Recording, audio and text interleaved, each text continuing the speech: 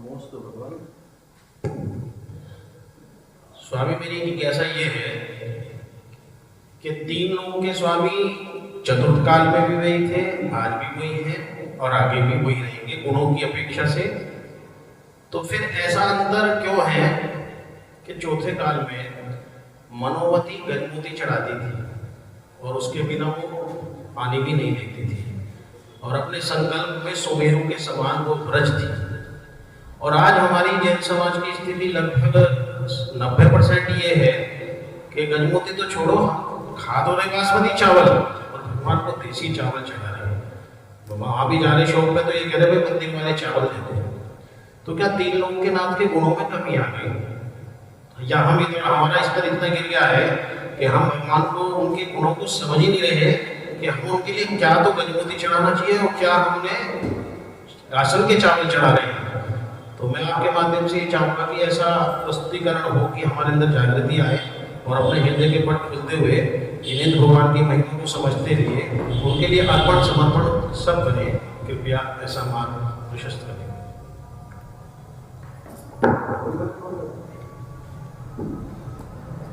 नमो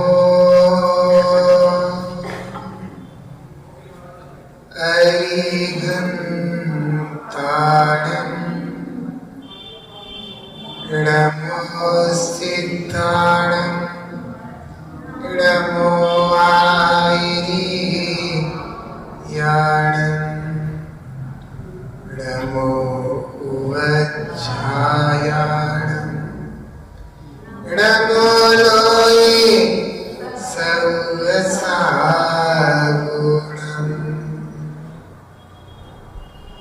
बोलो 24 तीर्थंकर भगवान की, नैमिनाथ पाशनाथ भगवान की, महावीर भगवान की, जिनवाणी माता की, गौतम गणधर देव की, आचार्य श्री कुंद कुंद स्वामी की, आचार्य श्री शांति सागर जी महाराज की, आचार्य गुरुदेव श्री धर्म भूषण जी महाराज की, आचार्य श्री सम्यक्त भूषण जी महाराज की,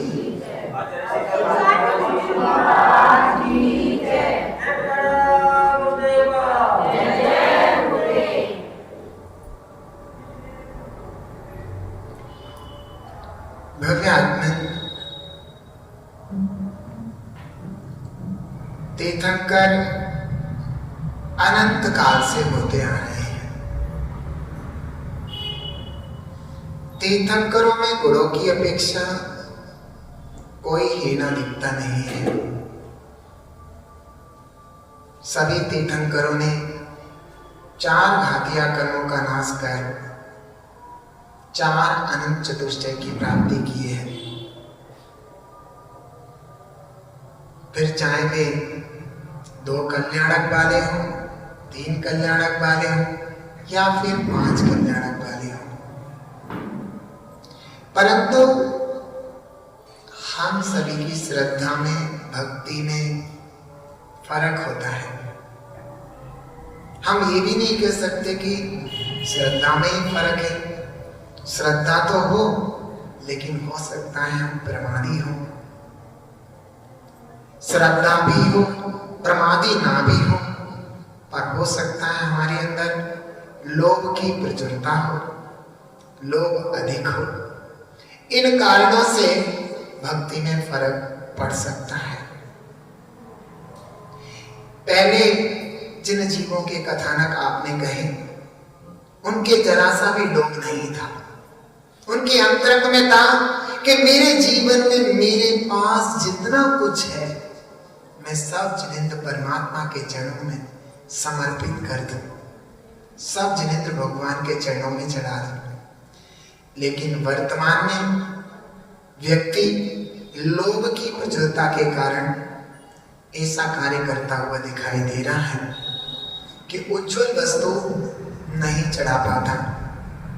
श्रद्धा भी जिनेंद्र परमात्मा के चरणों में, लेकिन फिर भी नहीं चढ़ा पाता कि लोभ की अधिकता है। जैसे जैसे लोभ की कमी जीवन में आती जाती है, लोभ कम होता जाता है, वैसे वैसे जीव का परिग्रह भी कम होता जाता है और भक्ति भी एक तरीके से बढ़ती जाती है। शायद यही फर्क हो सकता है।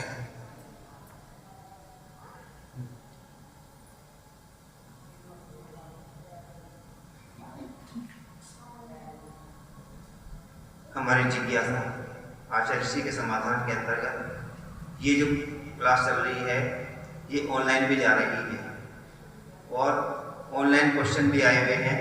तो इसके बाद में एक ऑनलाइन क्वेश्चन आया हुआ है कि आरती जैन, श्रीमती आरती जैन जो पाठशाला जुड़ी हुई हैं, ये आचार्य ऋषि से निवेदन कर रही हैं, अपनी जिज्ञासा प्रस्तुत कर रही हैं। आचार्य ऋषि नमोस्तु नमोस्तु नमोस्तु। मंदिर जाते समय हम स्तुति पाठ पढ़ सकते हैं या नहीं अगर पैरों में जूते चप्पल पहने हुए हों तो? आपका प्रश्न अति उत्तम है। हमारे जिन धर्म में सभी तरीके का विधान है।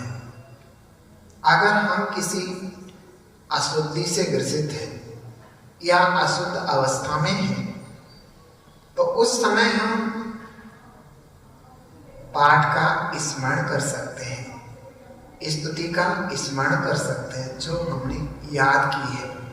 उसे ओठों से ना कहकर और ना आवाज निकालकर सिर्फ मन ही मन में स्मरण करके स्तुति पाठ आदि करके हम जा सकते हैं।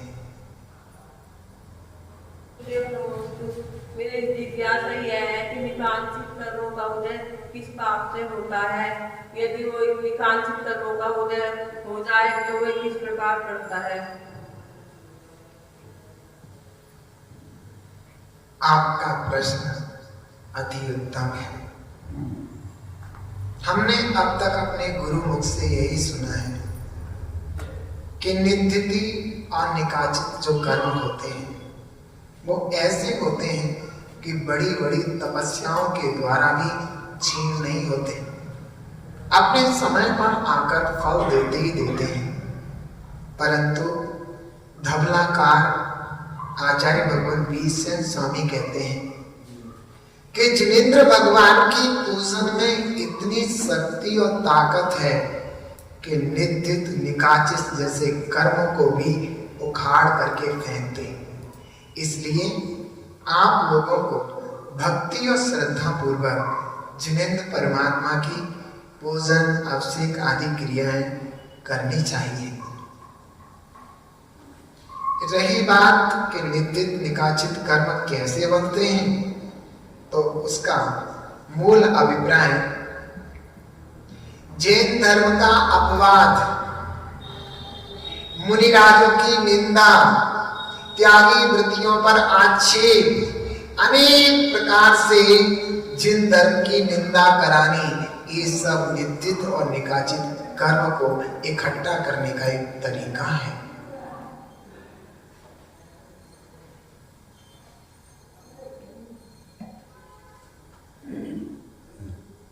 हमारी जिज्ञासा आचार्य ऋषि के समाधान के अंतर्गत अब आ रही है नमिता जैन। इनका जो जिज्ञासा है वो पेपर पे आया है। आचार्य श्री नमोस्तु नमोस्तु नमोस्तु। मेरी जिज्ञासा ये है कि 45 दिन के पहले बच्चों को ऐसा नियम है कि 45 दिन के बाद मंदिर जी में प्रभु के दर्शन करने के लिए बच्चों को लाया जाता है। तो उससे पहले किसी मुनि के द्वारा उनके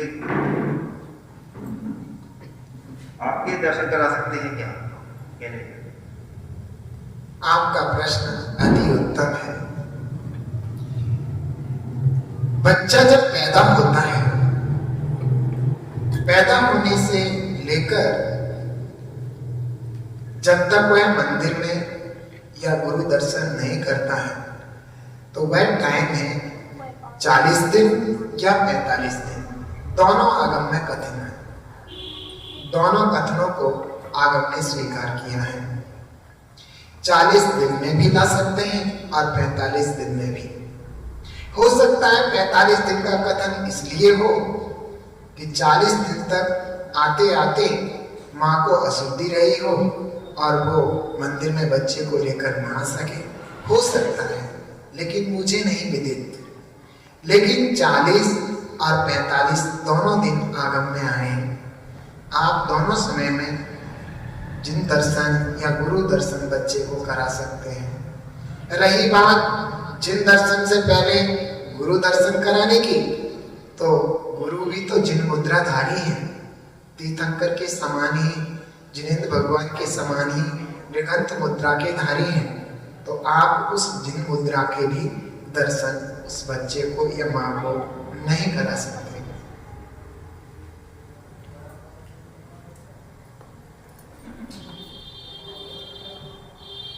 5वें नंबर पर आ रही है रेखा जैन। वे अपनी जिज्ञासा प्रस्तुत करें। रेखा जी।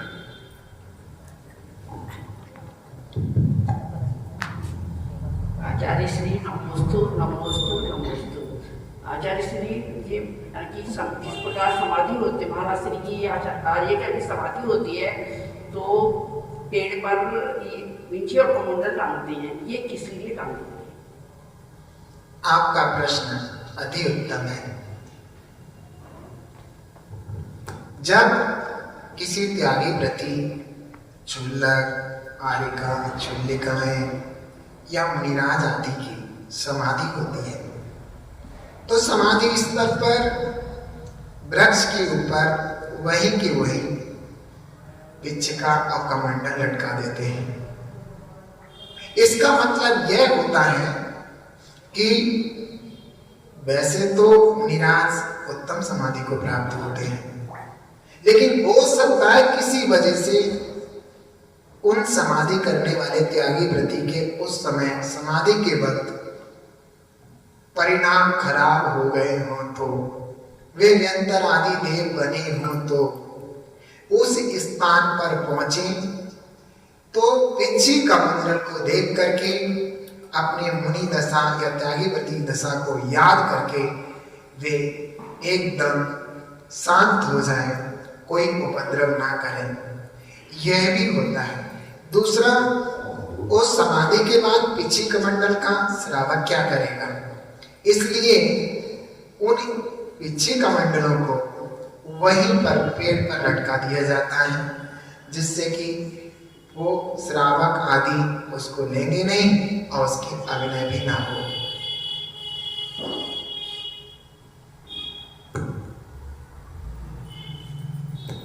हमारी जिज्ञासा आचार्य श्री के समाधान के अंतर्गत घंटाघर से बबीता जैन पूछ रही हैं।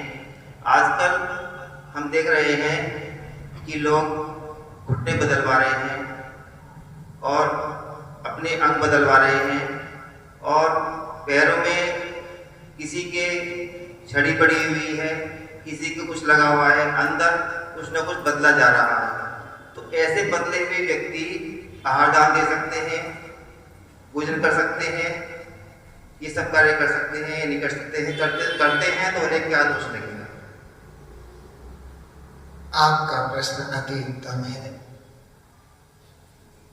हाँ, अगर ऐसी अवस्था में स्टील की या किसी धातु की छड़ आदि शरीर में पड़ी है, तब तो कोई दिक्कत नहीं है। लेकिन अगर किसी की किडनी आदि आदि ऐसे अंगों को ट्रांसफर करके बदला गया हो, तो निश्चित रूप से वह दोष का भागी हो सकता है।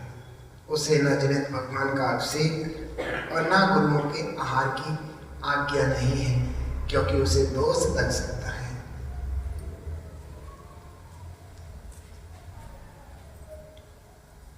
आचार्य श्री, इनका एक प्रश्न थोड़ा सा बीच में रह गया था। कुछ लोगों के ब्लड कम बनता है, तो वे अस्पताल में जाकर के ब्लड चढ़वा लेते हैं या ब्लड दान कर देते हैं, तो क्या इसमें दोष है और ये काम करना चाहिए श्रावकों को, ये नहीं करना चाहिए? समाधान चाहिए। आगम में दान देने के लिए औषधि दान, आहार दान कहा है, या फिर अवय दान और ज्ञान दान कहा है। लेकिन फिर भी दया भक्ति दान में धन रुपया पैसा साधर्मी भाइयों को दिया जा सकता है, लेकिन आगम में कहीं भी हड्डी मांस खून चर्बी आदि देने का कोई विधान नहीं है। ये सारी प्रथाएं आगम से विरुद्ध हैं, आगम के आज्ञा के बिना है। सो ऐसे लोग दोषी ही कहलाएंगे।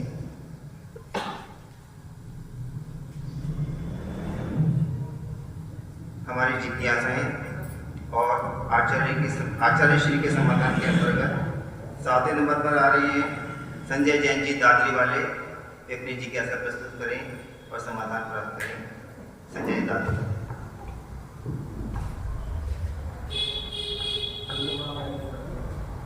हे गुरुवर नमोस्तु नमोस्तु नमोस्तु। पूजनीय गुरुवर, मेरी जिज्ञासा यह है कि जैसे आज मुनिराज की आचार्य श्री की जो आहारचर्या तिगाई वालों की यहाँ हुई, वहाँ केसर की हुई। केसर की आहारचर्या के बाद केसर की वर्षा हुई। तो महाराज श्री, मेरा कहना यह है, जिज्ञासा यह है कि केसर की वर्षा कौन करता है और ये कब होती है, और मैं ऐसा क्या काम करूँ कि मेरे भी घर में केसर की वर्षा हो।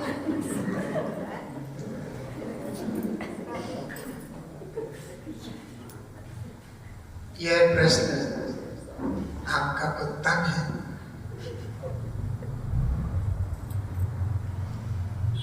देखो,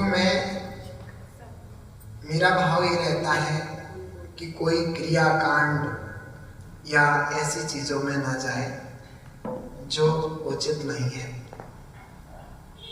मैं इन चीजों से सर्वथा दूर रहता हूँ, चाहे वो पटरी पर पैर छपने की बात हो, या फिर गंदोदक बरसने की बात हो, या फिर केसर बरसने की।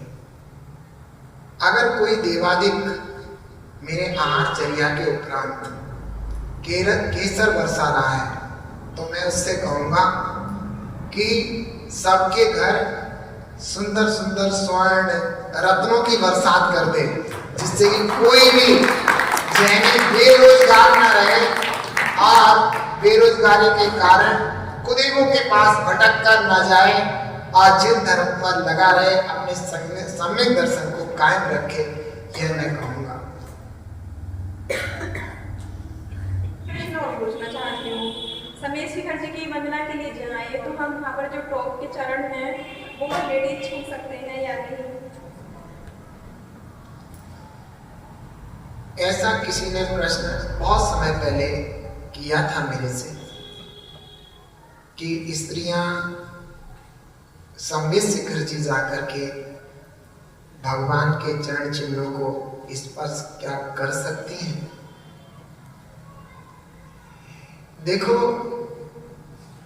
हो सकता है कि मुनिराजों ने समर्थन भी किया हो अपेक्षाकृत कथन करके, लेकिन मेरी समझ से वो तीर्थंकर भगवंतों के चरण रज हैं, जहां से वे मोक्ष पधारे, और मंत्रों के द्वारा उन चरणों को वहां पर स्थापित कर दिया गया है। मेरे हिसाब से स्त्रियों को उन चरणों को हाथ न लगाना चाहिए, दूर से ही नमस्कार करना चाहिए। एवं चरणों पर जैसे बहुत से लोग क्या करते हैं, चावल चढ़ा देते हैं, बादाम चढ़ा देते हैं, चरणों पर न चढ़ाकर चरणों से दूर ही चढ़ाएं, जिससे कि चींटियां बंदर वहां तक ना पहुंचे। बंदर वहां फिर गंदगी करते हुए बैठे बैठे खाते हैं, ये भी बात ध्यान रखिए।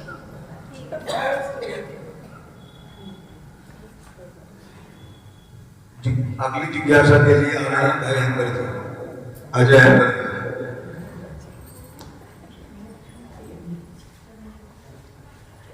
आचार्य श्री नमोस्तु नमोस्तु नमोस्तु। आचार्य श्री, अभी 1-2 दिन बाद नवरात्रि शुरू होने वाले हैं।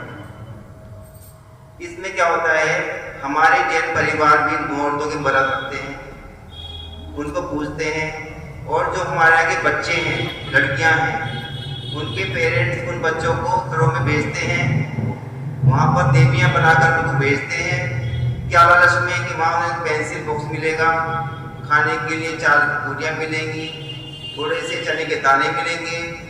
इनको लेने के लिए उनकी मम्मी पापा भेज देते हैं घरों में कि जाओ बेटा लेकर के आओ, 100 रुपया उनको और मिल जाता है। तो क्या ये उचित है? इसका समाधान करें। आपने प्रश्न का उत्तर खुद ही दे दिया। खैर,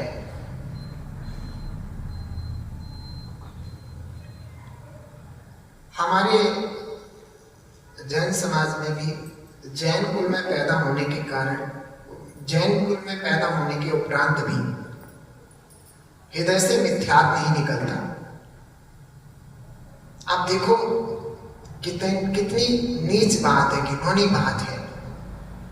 कहा तो हमारे पितरागी जिनेंद्र परमात्मा इतने उत्कृष्ट जो तीनों लोगों के नाथ हैं, हम उनके कुल में पैदा हुए, हमारी कुछ इज्जत है, हमारा कुछ सम्मान है। ऐसे पितरागी जिनेंद्र भगवान के कुल में पैदा होकर के हम दूसरों के दर पर जाकर के भीख मांगे, अपने बच्चों को भीख मांगने के लिए भेज देते हैं। 10-5 रुपए मिल जाए उनके, क्या तुम्हारे पर उन बच्चों के पिता पर इतना पैसा नहीं है कि वो बच्चों को दे सके? धिक्कार हो उनके जीवन को। ये ध्यान रखना, जो भेजते हैं वो अगले भाव में निश्चित भिखारी बनेंगे, और जो चाहते हैं वे भी भिखारी बनेंगे, क्योंकि जिनेंद्र भगवान के कुल को जो लजाता है वो निश्चित रूप से कर्मों के बंधन करके ऐसी दशा को प्राप्त होता है। अपने आप को बचाना चाहिए।